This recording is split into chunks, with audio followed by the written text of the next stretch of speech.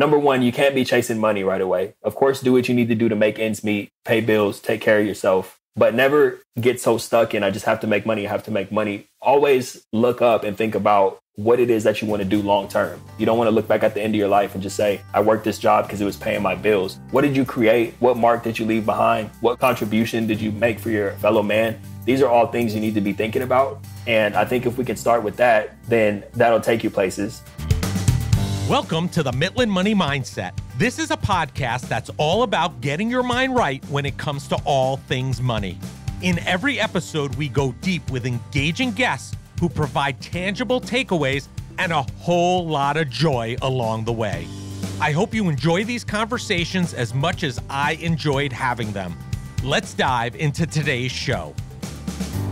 Today's guest is Taj Dashaun, podcast host of the show Thrive After Sports, an athlete career transition coach. When Taj first stepped away from the game he loved, he struggled heavily with depression. He had never fully developed a clear vision of his life after football. Taj knew he wanted to get a good job, make a ton of money, and be successful, but felt lost and overwhelmed, having no idea on how he would do that and what to do with his life. After several years of stumbling around in the emotional darkness of uncertainty, Taj decided to move the focus away from himself and look to serving others. Once Taj found his focus, he created an intensive program for retired athletes who are struggling to adapt to life after sports.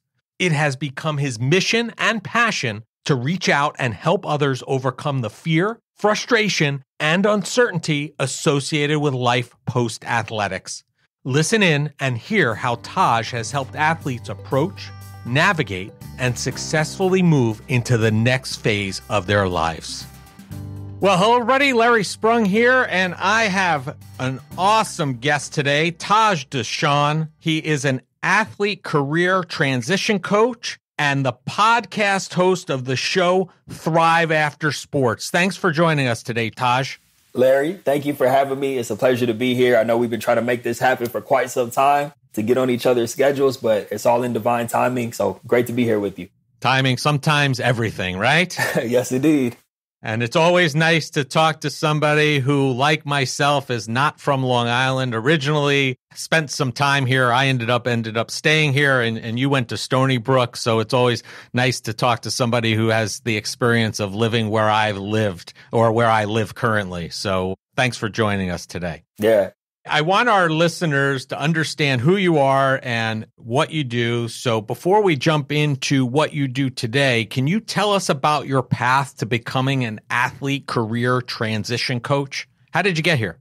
Yeah, quite a journey, Larry. I'll keep it somewhat brief. As you mentioned, I played football at Stony Brook. And when I graduated, just like many other athletes, I was lost. And this was 2013 because there wasn't a lot of resources for transitioning athletes or a life after sport, so to speak, back then. And I came home, went back to Southern California, and I was super lost just because I had been playing football since I was 10 years old. So I'm back home in my childhood bedroom, no job prospects, no sort of idea what I wanted to do.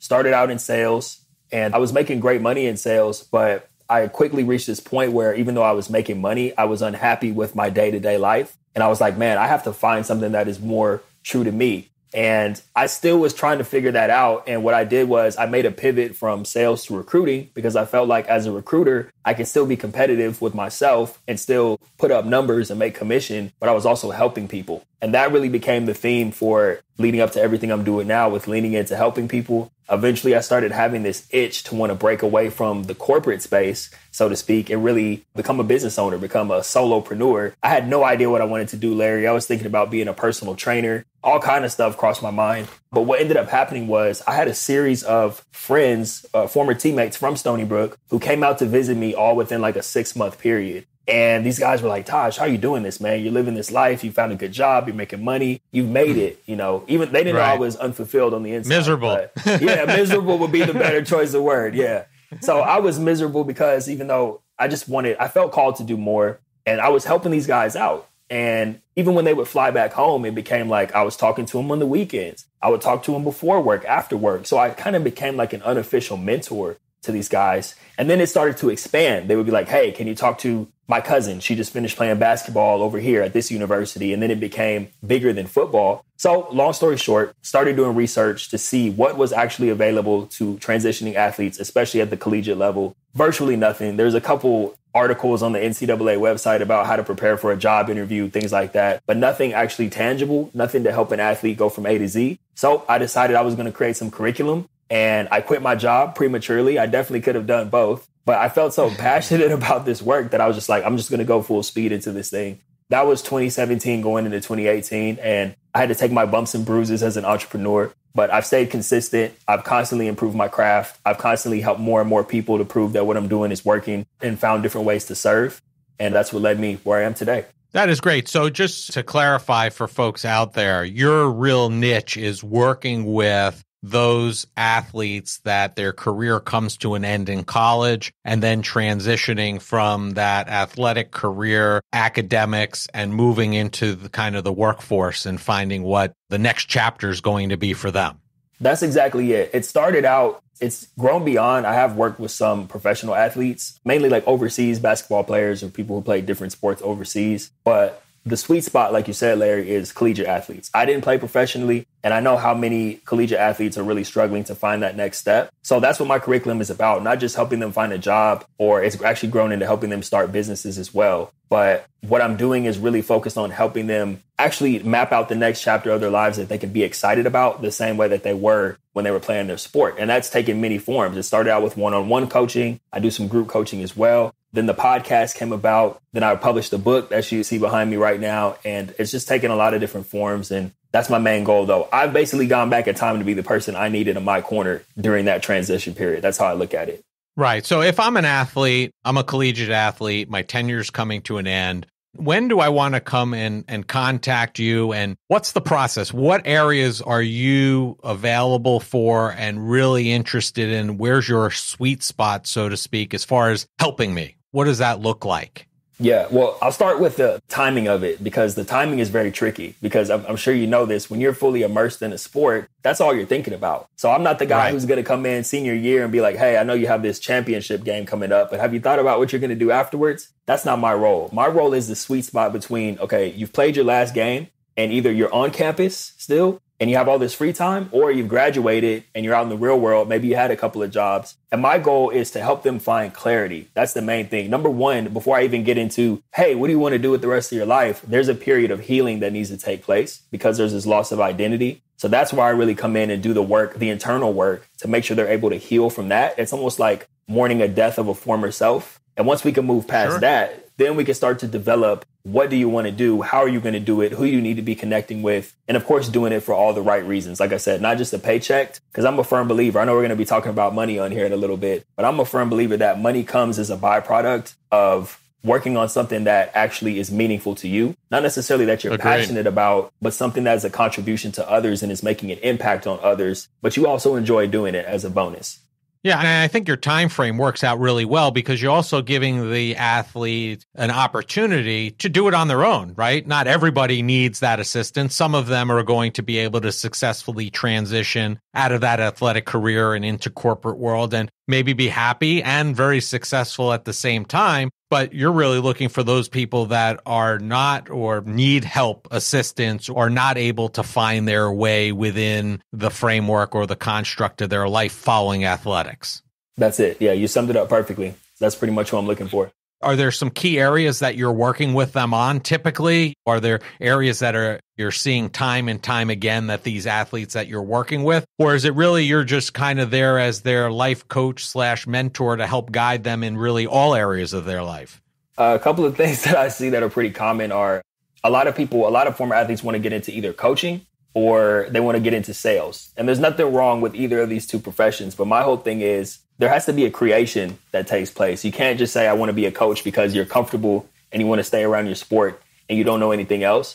I think that there's people who make great coaches and they should definitely go into coaching. And there's another category of people that would be better served if they explored other things outside of the coaching realm. Same thing with sales. A lot of athletes get into sales like I did. Number one, because sales roles are always hiring, but also because people will tell you as an athlete, you can go into sales and be competitive but you have to be intentional about what it is that you're selling if you're going to go into sales, and understand that it's going to take work to build yourself up in that arena too. So my whole thing, I'm a big picture thinker, right? After we get past the emotional component to be able to help them even be firing on all cylinders, mentally, physically, spiritually, emotionally, I'm all about creating the long-term vision. That's what it's about for me. So, but those are some of the things that I see pretty common. I'm not the guy who's going to be like, okay, you want to be a coach? I hope you become a coach. Like, There's a lot of work we need to do before we get to that point.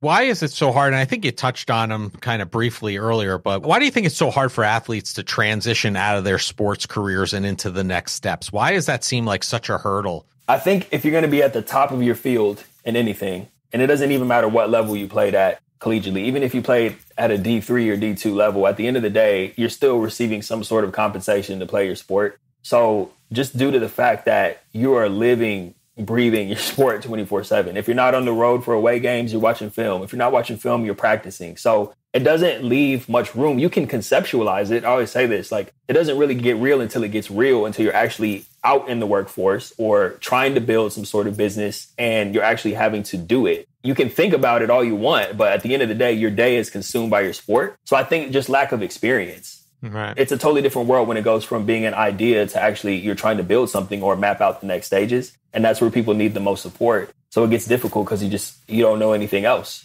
Yeah, I see, it's such a regimented life typically when you're an athlete. Like, I'm even seeing with my own kids, my oldest son's going to college. He's going to be playing club hockey, but it was very important to him, even play at a club hockey level, to continue his hockey career, if you will, because he felt like it's been his identity and part of his life since he's 5 years old. So for the last 13 years, and it wasn't something that he wanted to give up. And technically, I agree with that. I think that structure and that ability to have teammates and everything that you get from sports is very helpful for you, not only in college, but in life in general. So I get why it's so difficult, because it's a lifestyle. It really is for many, many years, and it's hard to break out of that. Is there a mindset that athletes should have? This kind of goes before where you step in, but is there a mindset, this is the Midland Money mindset, that athletes should have while they're playing to prepare for the day that they're not playing? I tell my kids all the time that we're hockey family, so a little different than football, but as a hockey family, I use the term that all roads lead to men's league, right? Eventually, everybody who plays the sport of hockey, starting at the age of 5, whether you go to club, you go to D1, you go to D3, or you even make it to the NHL, one day you're going to be playing in men's league. So all paths lead there. So is there something that athletes can be doing earlier on in their life to kind of prepare them for this transition? Or is it really one of those things they just don't even want to think about? That's really funny that you say that all roads lead to men's league. It's one of those things where a lot of people don't want to think about it because they feel like, obviously, if you're playing college, and it depends on the sport, but some sports like football or men's basketball, most of those guys, their focus is on, I want to go to the league, right? If you talk about like women's sports where there's not even a professional level, then they're obviously knowing, okay, this is pretty much it for me in college. But the issue comes in where people get into the mindset of, if you're working on a plan B, that distracts from plan A, right? That's true in some cases, but not in all cases, especially like you said, when it comes to athletics, right? It's true in business. I'll tell you that. I always say in business, you can't have a plan B, because if you're already thinking about plan B, plan A is not going to work out. So I get it. Exactly. And I think you have to find a balance, right? And that balance is going to be different for everyone. But I think in terms of mindset, you have to get outside of your circle. That's another thing. You can't just be hanging out with your teammates all the time, because the other students on campus, these are people who are already preparing for their careers actively. And not to say they're going to be 100% sure either, because they haven't been out in the real world yet. There are a lot of 5 and 6 year college students that are not athletes, right? That's it. That's exactly it. So I think the only thing that the slight adjustment that I would have made personally, and advice I could give to current student athletes, is to just try to dedicate more time. That time that you're playing Madden, I know you want to unwind and relax a little bit. Just maybe take out a pen and paper and just actually start to visualize or talk to people. Or if you're considering going a certain route, even if it's not related to your major, just start to network and get into conversations and do interviews with people just to learn more about what they do on a day-to-day basis. Because it all comes down to, what are you going to be doing on a day-to-day basis in your life after sports? Right.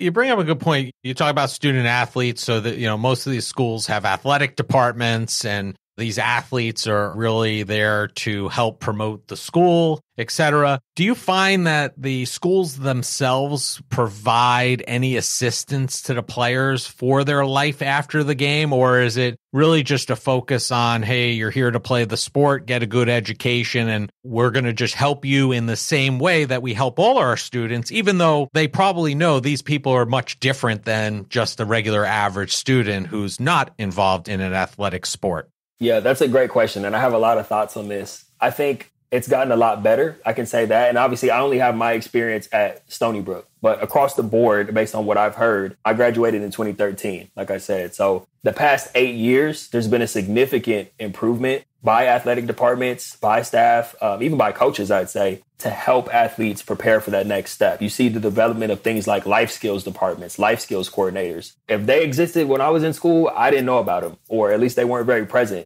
But I think there has been much more of an effort to understand that this is an issue and putting staff and programs and things like that in place to be able to support. At the time when I graduated, definitely not. And it's funny because I was bitter, right? I was bitter at one point. Like, why didn't they help me? That's not their job. They promised me a free education and that I was going to play some football. So when it's all said and done, I think parents and players have to take a little bit more responsibility. But I am happy to see that there's been some improvement in athletic departments. It's a beautiful thing. You say that their responsibility is to get you a good education, but at the same time, many of these educational institutions hang their hats on the job placement rate or our average salary for our students. So I tend to think to some degree that they'd have a higher success rate if they'd be able to help place the athletes too. So, I mean, should to some degree these academic institutions have their own Taj Dashaun within their four walls in order to be working with these athletes throughout their career to help prepare them? Or you think that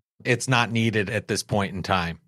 I think it's 100% needed. And that's actually something I'm working on with Stony Brook right now. Back to the sweet spot, right? Not just me to come in and be that guy, but to have teams and systems in place. Because the life skills departments are doing a phenomenal job. They even have courses now they have life skills development courses where they're going through and learning how to figure out what they want to do career-wise, how to network, how to interview, how to create a resume. And that's a beautiful thing to see. And I think that there's a need for a holistic approach as well, where you can have someone actually assigned to you to work with you, to coach you, to help you actually make a smooth transition, maybe even someone to talk about personal things. Back to what we were saying earlier when it comes to athletic identity. Some of those things, you need someone in your corner who's been through what you've been through to be able to identify where you're at in that journey, in that process, and be able to help move you along. So to your point, things are getting better. Still a long way to go, though. That's for sure. Yeah. I think what you're trying to say, and you correct me if I'm wrong, is the person who's in that life skills department, whoever they are, is not typically somebody who was a collegiate athlete. There's somebody who knows how to navigate what life after college should look like. So to some degree, they're not felt like as a peer by the athletes when they're having those conversations. Yet if they had somebody in that regard that was an athlete that was in that role, then it's kind of like, hey, this person's been there, done that. They have the experience, and there's almost that level of trust immediately at that point. Is that what you're kind of alluding to or saying maybe?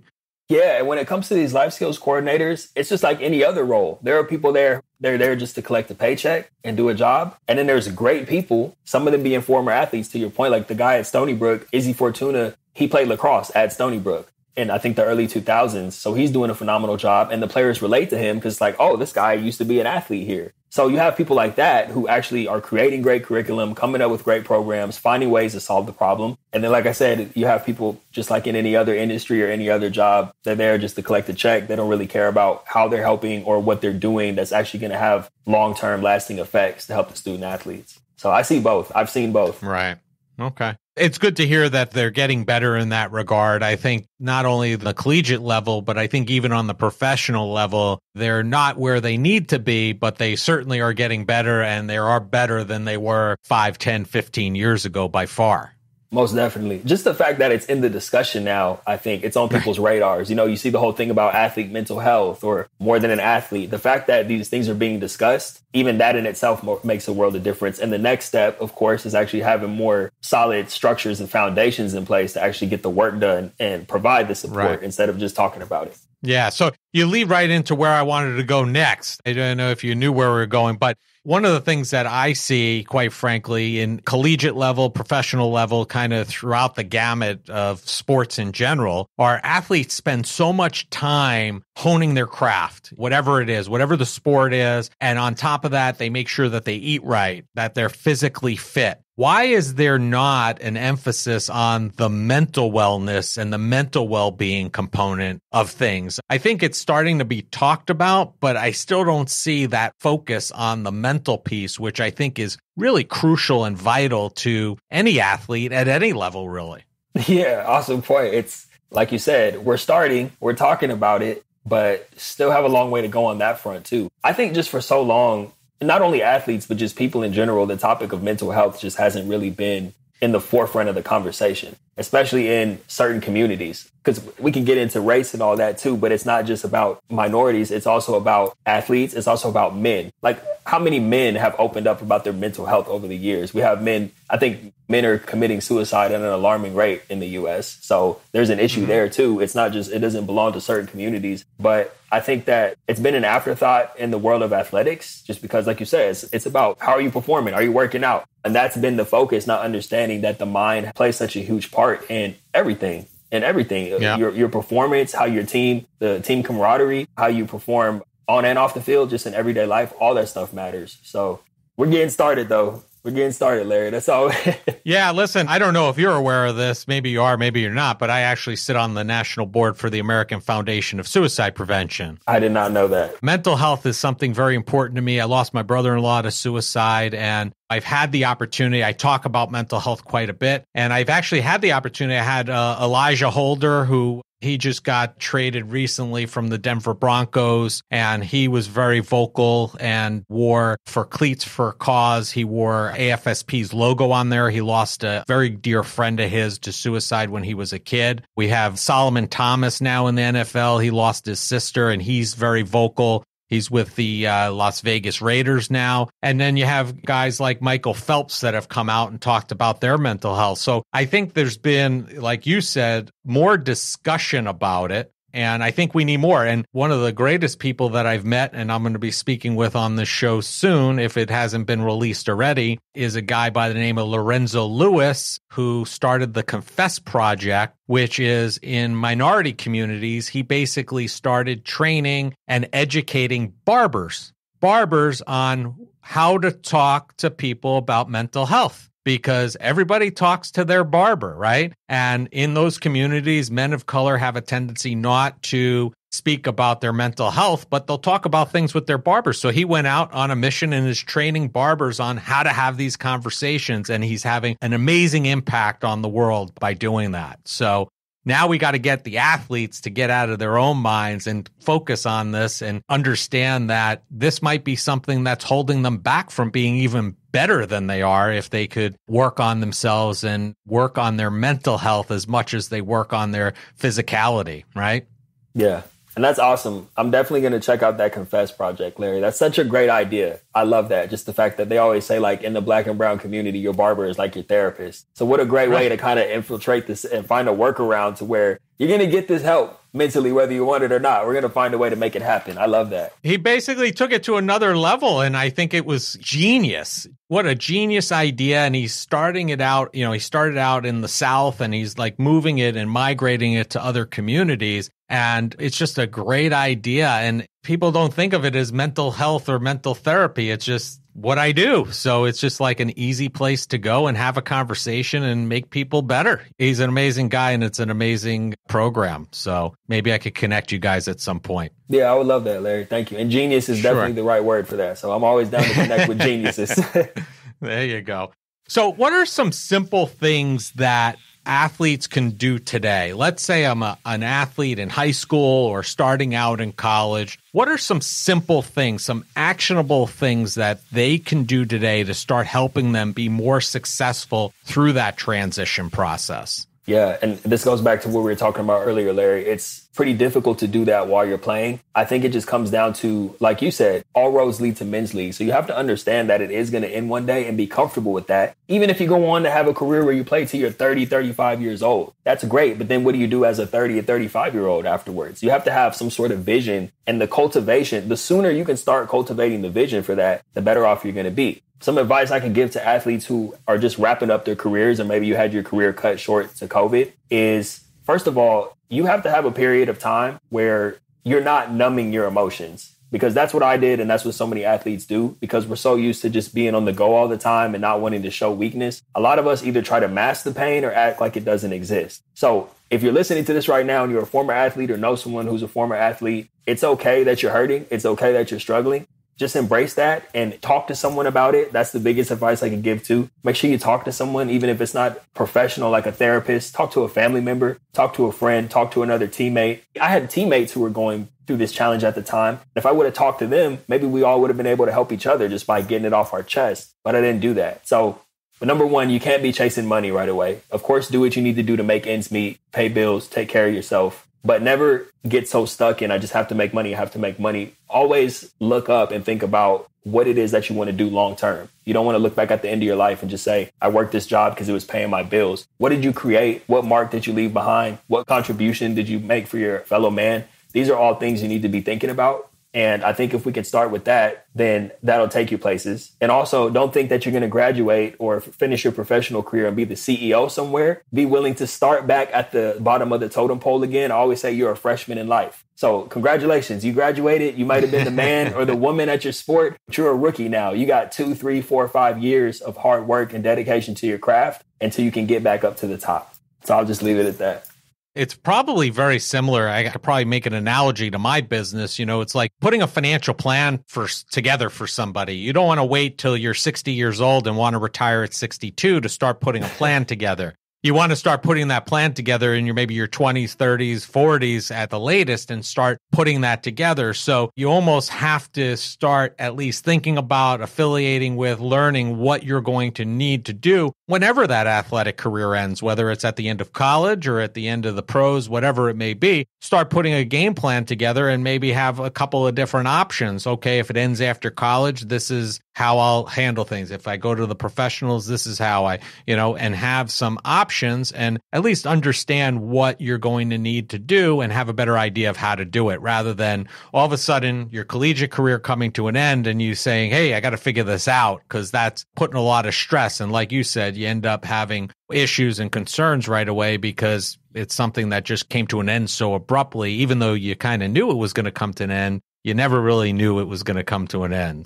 Do you see it differently? Because you deal with a bunch of different types of athletes. I mean, is there a difference, for example, as I'm thinking, between a football player and, let's say, a swimmer or a tennis player or a golfer or a basketball player, just in the sense of most sports, I guess, outside of football that I can think of, you might be able to think of others, most of them you can continue to some degree in a competitive fashion after you're in college or whenever your career's done. Football happens to be one of those sports that there isn't a men's league tackle football league, at least that I know of, other than like the NYPD and FDNY teams that play. There aren't really full suited up and play a real football game post-college or post-pros. So do you find it's a little bit different for football players versus those other players that can still have that competitive drive, maybe not as competitive as it used to be, but in some way, shape, or form through, as I deemed, men's league earlier or women's league, whatever your sport determines? Yeah, I think certain sports, the fall from grace is a little bit more challenging, like you said. And I've worked with athletes from every sport, including swimmers, including tennis players. Something about men's basketball and men's football, just because the expectations, a lot of these guys, like myself, my parents couldn't have afforded for me to go to college if I didn't get a scholarship. So a lot of, especially for males who are coming from certain backgrounds, even people who grew up in good families, the fact that you get a scholarship and you have the possibility of going pro, there's so much weight on your shoulders. So when that doesn't happen, it can be a little bit more challenging emotionally. Also, with the sport like football or basketball, there's that camaraderie. that I've got my brothers to the left and right of me. And I don't want to make this so male focused because I work with female athletes too, but I do see it's a little more challenging for the men. Number one, because as you know, men oftentimes have a little bit more trouble opening up about what they're going through, but also to go from you're fighting with other men for a common goal, which is kind of what we're wired for. And then you go to, I'm just by myself working at Enterprise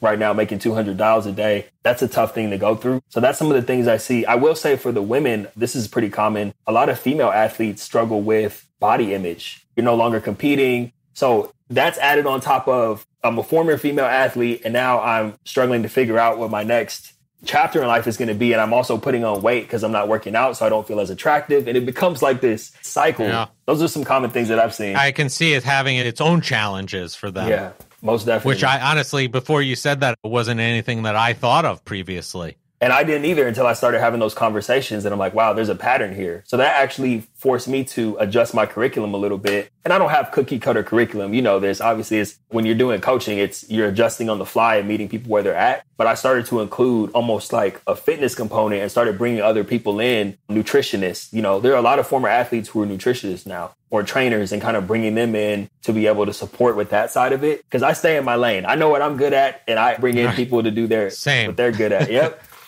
Same. We do the same thing here, just on the financial side. So to that point, have you ever found a situation where you had to bring in either a therapist or a psychiatrist or psychologist in order to help somebody? Because you said, listen, there's more here than I can unpack. We really need a professional to help work you in particular through this process.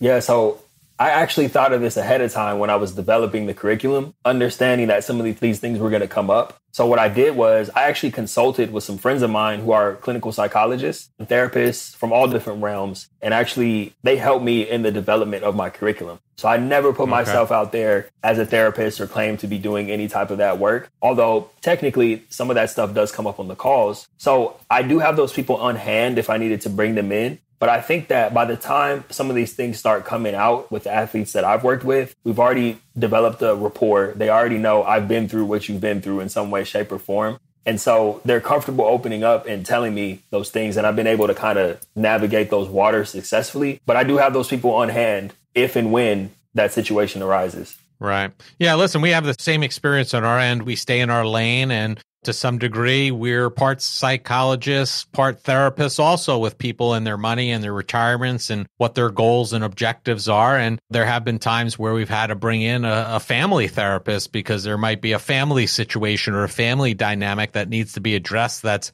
really out of our wheelhouse. We could bring it so far and then you have to move on. So I think that's excellent. And we love hearing from people who understand that and have that abundance mindset that I don't have to be everything to everybody. I want to be everything to a very small select group of people and be the best I can be. And if there are areas that need to be addressed out of my wheelhouse, then I have the tools and the folks that I could go to address those things. So I think that's a very commendable trait on your part. So thank you, Larry. Yeah. So Taj, we end every show by asking every one of our guests the same question. And that is, what did you do today that brought you joy and put you in the right mindset for success? This is the Midland Money Mindset. So it's very important to know what put you in the right mindset today. Yeah, today I actually woke up, didn't check my phone. I've gotten in the habit of doing that, and I read. So I keep books next on my nightstand. I wake up when my alarm goes off. My phone's on airplane mode, so I don't have any alerts. I grab one of the books I'm reading. I read for 5 to 10 minutes, and then I get up and I exercise immediately, even if I don't feel like it. So that's what I did today that brought me joy and got me prepared for the day. Sounds like a great way to get started every day. You get some great ideas, you get exercise, get the blood flowing. Sounds like a great way to kick off the day. So listen, it's been a pleasure. We're going to have all of your contact information in the show notes. But if people want to find you or find the Thrive After Sports podcast, how do they do that? Yep. Best way to do that is just type in Thrive After Sports wherever you're listening to this podcast. It's available on all podcast platforms. You can connect with me at tajdashaun.com. I'm Taj Dashaun across all social media.